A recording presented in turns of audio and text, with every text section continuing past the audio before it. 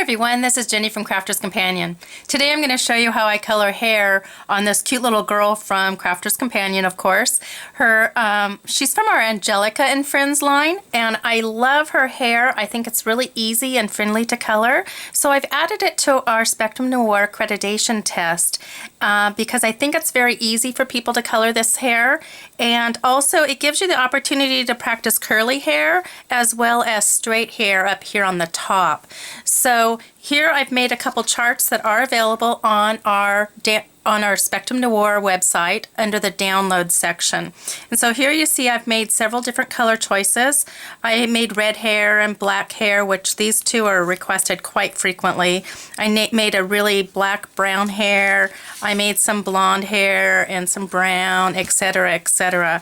I'm going to talk about skin colors on another video. I'm going to divide them into two videos so that the videos won't be so long.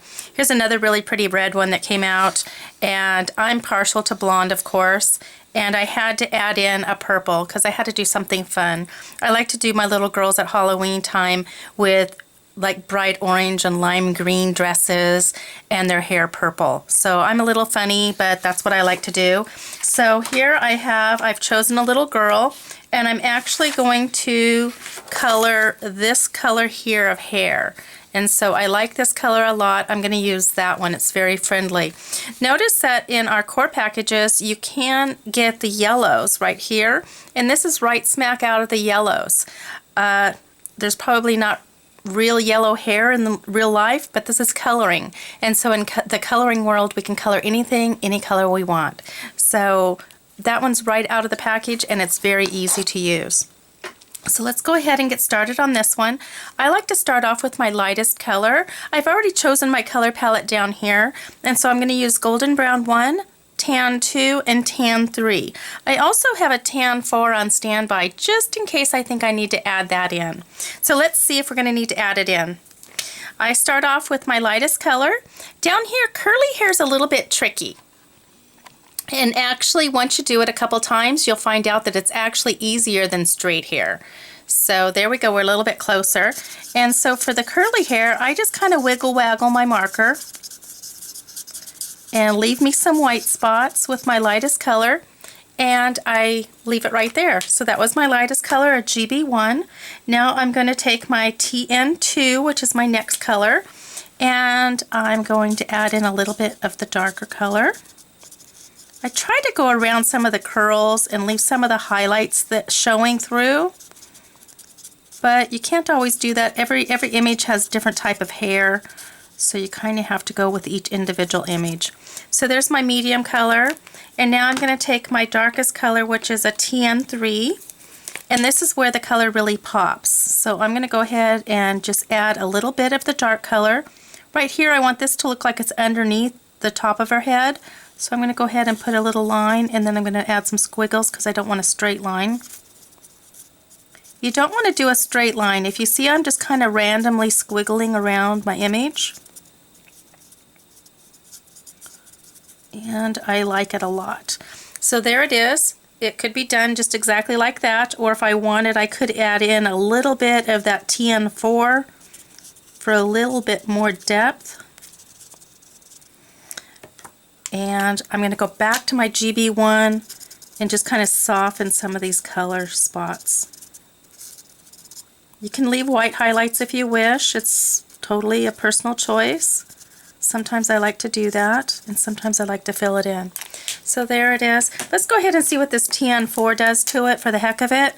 I'm going to go ahead and add a little bit in here. Not very much, but just a little bit.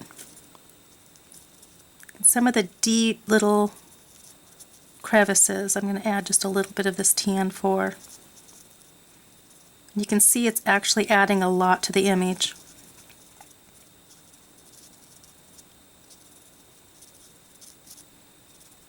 And there she is. So I think I'll leave it right there. I'm going to add a little bit more right here. I have a tendency to keep playing. I have to put the markers down and walk away from it. As you can see, I keep playing. Okay, I'm going to leave it right there. And now I'm going to go and I'm going to do the top portion of her hair. And again, I'm going to start off with my lightest color. I don't want my colors to really blend well together. I want them to be a little bit strandy, or you want to see the different strands of hair. So I like to let my layers dry between my layers. So I start off with my lightest color first. And this here is my highlight right down the center. This is going to be my highlight. So I flick or feather towards my highlight. I have that as a rule that I usually stick with, and it has rarely let me down.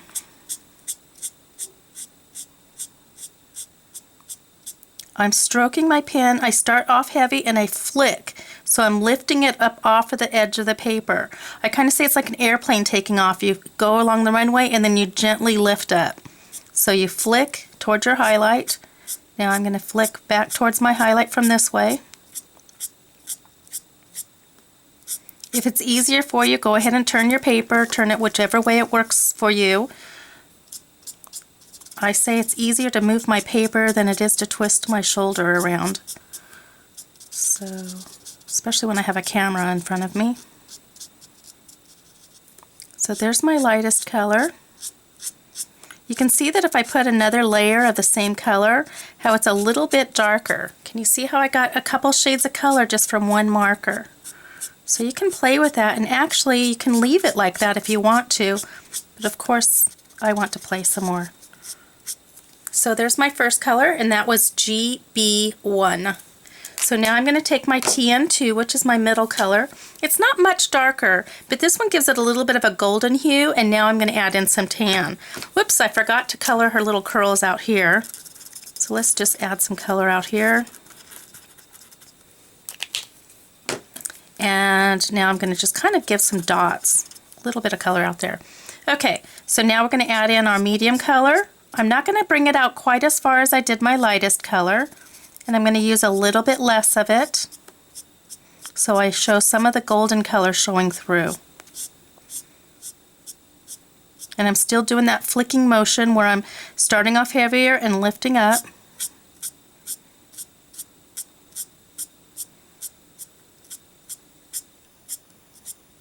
I know I'm shaking the table a little bit, you guys, so I hope you're not getting dizzy watching me with the camera shaking around.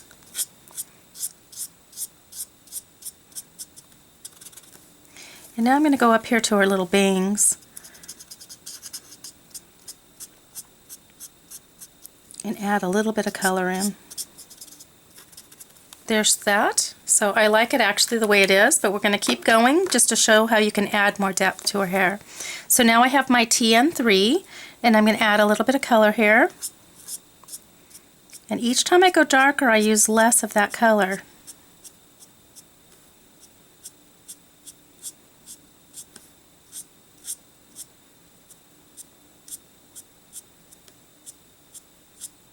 These little hash marks, I'm putting more color there.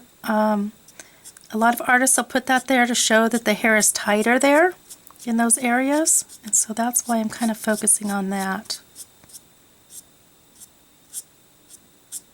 You want some long and some short. You don't want them all exactly the same length.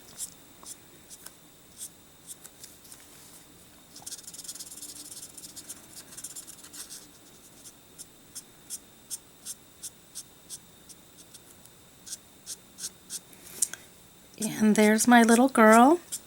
I am going to go back to my lightest color. Sometimes I do that. I'm going to go back to my lightest color and just kind of pull it together a little bit smoother. So if some of your little strokes are a little bit chunky looking, you can go back in with your lightest color and very gently just blend it together. So I don't want it really blended, but I did want to soften it a little bit. So that's how I color hair. This one here is from our Angelica and Friends line from Crafter's Companion. So I hope you enjoyed my video today. We do have the charts here that I showed you a minute ago. I have several different color choices. Let me lift this up. Whoops, wrong way. We do have several different color choices, or you can make up your own color choice. So I did do a lot of different colors. So you can take a peek at those. They are available for your use on our website at spectrumnoir.com under the download section. Have a great day.